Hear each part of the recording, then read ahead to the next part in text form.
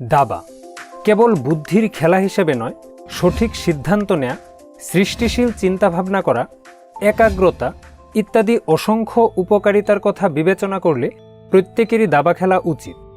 আর এসব কারণেই খেলাটির জনপ্রিয়তা বিশ্বব্যাপী দিন দিন বেড়েই চলেছে। এমনকি অনেক দেশে বিদ্যালয়ে শিশুদের দাবা খেলা বাধ্যতামূলক করে দেওয়া হয়েছে। কিন্তু জটিল নিয়মের কারণে অনেকেই দাবা খেলতে পারে না।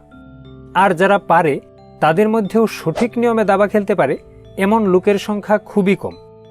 এই পর্বে মাত্র 10 মিনিটে সঠিক নিয়মে দাবা খেলা শেখানো হবে। তাই দর্শকদের সম্পূর্ণ ভিডিওটি দেখার অনুরোধ করছি। দাবা খেলার জটিল নিয়মসমূহ সহজে আয়ত্ত করার জন্য দাবা খেলার নিয়মসমূহকে 4টি ধাপে ব্যাখ্যা করা হয়েছে।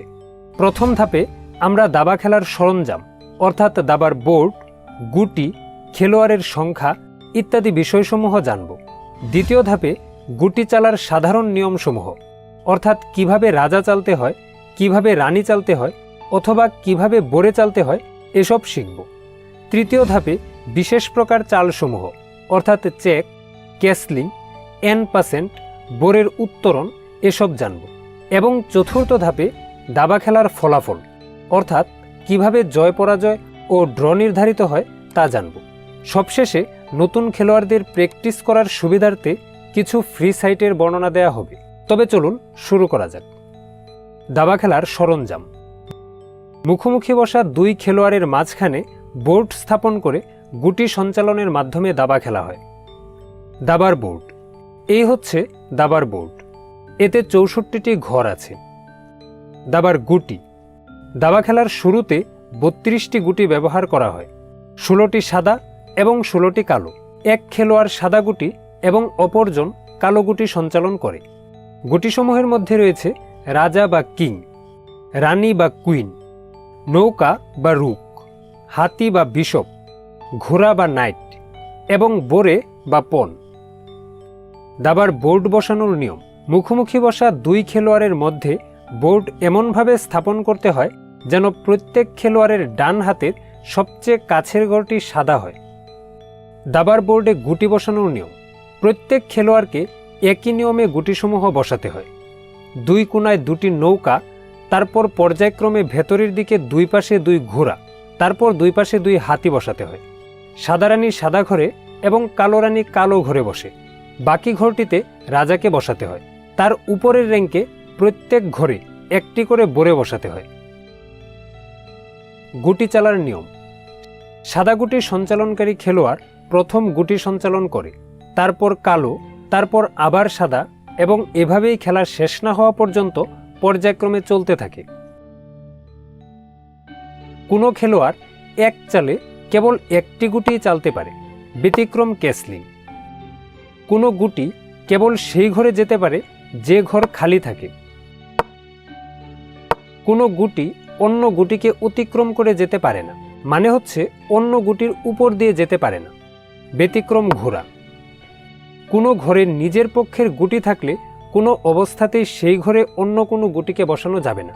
কিন্তু যদি প্রতিপক্ষের গুটি থাকে তবে প্রতিপক্ষের গুটিকে সরিয়ে সে ঘরে বসানো যায়, ব্যতিক্রম N%। এই হচ্ছে গুটি চালার সাধারণ নিয়মসমূহ। এবার আলাদা করে প্রত্যেক প্রকার গুটির চাল নিয়ে আলোচনা করা যাক। নৌকা। সোজাসুজি যে কোনো ঘরে যেতে পারে, কোনো গুটিকে অতিক্রম করে যেতে পারে না। সোজাসুজি প্রতিপক্ষের যে কোনো গুটিকে ক্যাপচার করে সে ঘরে বসতে পারে। হাতি। আড়াআড়ি যে কোনো ঘরে যেতে পারে, কোনো গুটিকে অতিক্রম করে যেতে পারে না। আড়াআড়ি প্রতিপক্ষের গুটিকে ক্যাপচার করে সে ঘরে বসতে পারে। রানী। সোজাসুজি বা আড়াআড়ি যে কোনো ঘরে যেতে পারে, কোনো গুটিকে অতিক্রম করে যেতে পারে না।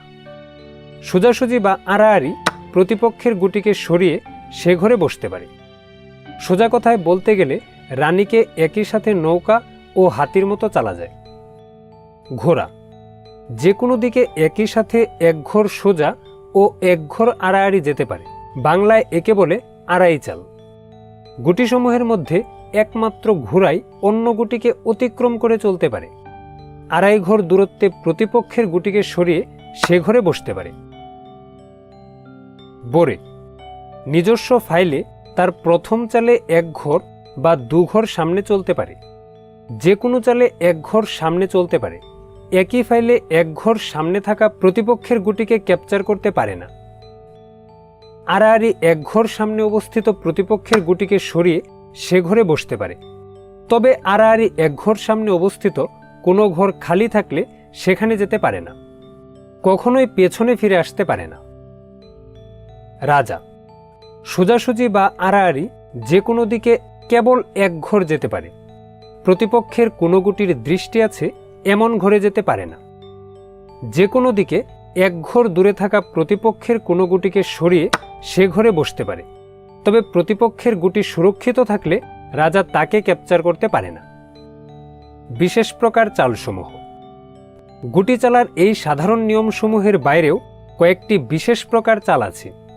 এগুলো হচ্ছে চেক, ক্যাসলিং, এনপাসেন্ট ও বোরের উত্তরণ। চেক। যদি রাজাকে আক্রমণ করা হয় তবে খেলোয়াড়কে অবশ্যই রাজাকে বিপদমুক্ত করতে হয়। অন্য কোনো চাল দেয়া যায় না। দাবার ভাষায় একে চেক বলে। আক্রমণকারী গুটিকে ক্যাপচার করে আক্রমণকারী গুটি ও রাজার মধ্যে অন্য কোনো গুটি বসিয়ে বাধা সৃষ্টি করে অথবা রাজাকে নিরাপদ ঘরে সরিয়ে নিয়ে চেক ফেরাতে হয়। ক্যাসলিং। ক্যাসলিং করার কিছু শর্ত আছে, যেমন রাজা ও নৌকার মধ্যে অন্য কোনো গুটি থাকতে পারবে না।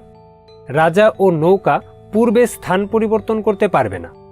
চেক অবস্থায় এবং রাজা যে ঘরের উপর দিয়ে যায় বা যে ঘরে বসে সে ঘরে প্রতিপক্ষের কোনো গুটির দৃষ্টি থাকলে ক্যাসলিং করা যাবে না। এসব শর্ত মেনে রাজাকে নৌকার দিকে 2 ঘর এবং একই সাথে নৌকাকে রাজা যে ঘর অতিক্রম করে সে ঘরে বসানোকে ক্যাসলিং বলে। বোরের উত্তরণ। বোরে ফাইনাল র্যাঙ্কে পৌঁছে গেলে খেলোয়াড় বোরের স্থলে রাজা ব্যতীত অন্য যে কোনো পাওয়ারকে বসাতে পারে, যাকে বোরের উত্তরণ বলা হয়। এনপাসেন্ট। যখন কোনো বোরে তার প্রথম চালে 2 ঘর যায় এবং সেই ঘরের পাশের ফাইলে একই র্যাঙ্কে প্রতিপক্ষের বোরে থাকে, তখন প্রতিপক্ষ কেবলমাত্র সেই চালে বোরেটি ক্যাপচার করতে পারে। এক্ষেত্রে বোরেটি যে ঘর অতিক্রম করে যায় খেলোয়াড়কে নিজের বোরেকে সেই ঘরে বসাতে হয়। এটি এনপাসেন্ট।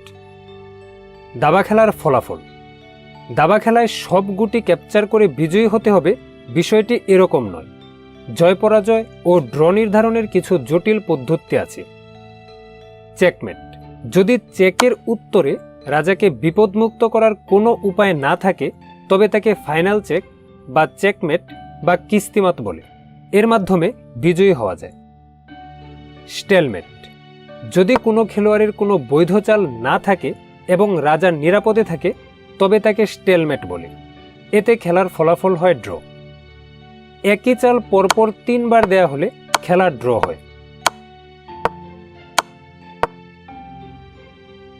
যদি অবস্থা এমন হয় যে কোনো খেলোয়াড়ের রাজা ছাড়া অন্য কোনো গুটি নেই বা থাকলেও সে গুটি চালতে পারছে না, তবে 50 চালের মধ্যে চেকমেট দিতে না পারলে খেলা ড্র হয়। যদি কোনো দলেরই এমন কোনো গুটি না থাকে যার মাধ্যমে চেকমেট দেওয়া যায় তবেও খেলা ড্র ঘোষণা করা হয়। সময়। সময় নির্ধারণ করে খেললে যে খেলোয়াড়ের সময় শেষ হয়ে যায় সে পরাজিত হয়। তবে তার চেকমেট দেওয়ার মতো কোনো গুটি না থাকলে খেলা ড্র হয়। উল্লেখ্য, খেলার ফলাফল স্পষ্ট হলে উভয় খেলোয়াড়ের সম্মতিক্রমেও ফলাফল নির্ধারিত হতে পারে। যা হোক, এই ছিল সংক্ষেপে দাবা খেলার নিয়ম। আশা করি অধ্যয়নকারী সম্পূর্ণ সঠিক নিয়মে দাবা খেলা শিখতে পেরেছেন। এবার অধ্যয়নকারী বন্ধুদের সাথে অথবা অনলাইনে chess.com-এ বা লিচেসে বিশ্বের যে কোনো দেশের খেলোয়াড়ের সাথে খেলতে পারেন। যদি কোনো বিষয় বুঝতে সমস্যা হয় তবে কমেন্ট করে জানাবেন। দাবা খেলার নিয়মসমূহ আরও বিস্তারিত জানতে দর্শক সম্পূর্ণ পর্বটি দেখতে পারেন। দাবা খেলায় আরও দক্ষ হতে চাইলে আমাদের অন্যান্য ভিডিওগুলো দেখতে পারেন। দাবা সম্পর্কিত আরও নতুন ভিডিও পেতে আমাদের চ্যানেলটি সাবস্ক্রাইব করে পাশে থাকা বেল আইকনটি প্রেস করতে একদম ভুলবেন না। ধন্যবাদ।